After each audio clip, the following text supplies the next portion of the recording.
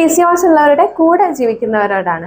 ഈ PCOS എന്ന് പറയുന്നത് നമ്മുടെ പീരീഡ്സിനെയോ അല്ലെങ്കിൽ ബോഡി വെയ്റ്റിനെയോ മാത്രം ബാധിക്കുന്ന ഒരു അസുഖമല്ല. അത് നമ്മുടെ മെന്റൽ ഹെൽത്തിനെയും കൂടെ എഫക്റ്റ് ചെയ്യുന്നതാണ്. PCOS ഉള്ളവരിൽ കൂടുതലായിട്ട് ആൻസൈറ്റി ഉണ്ടാവാം, മൂഡ് സ്വിങ്സ് ഉണ്ടാവാം. PCOSന്റെ ഭാഗമായിട്ട് വരുന്ന ഈ മുഖക്കുരു, സ്കിന്നിൽ വരുന്ന കറുത്ത പാടുകൾ, ബോഡി വെയിറ്റ് വല്ലാതെ കൂടുന്നത്, എത്ര ഡയറ്റിങ് ചെയ്തിട്ടും ബോഡി വെയിറ്റ് കുറയാത്തത്, ഇങ്ങനെയുള്ള കാരണങ്ങൾ കൊണ്ട് ഒരു സെൽഫ് കോൺഫിഡൻസ് കുറയുന്ന ഒരവസ്ഥ. ഡിപ്രഷനുള്ള സാധ്യത വളരെ കൂടുതലായിരിക്കും. മാനസികമായിട്ടും ശാരീരികമായിട്ടും എനർജി ലെവൽ വളരെ കുറവുള്ള ഒരവസ്ഥ, അല്ലെങ്കിൽ ഒന്നും ചെയ്യാൻ തോന്നാത്ത ഒരവസ്ഥ.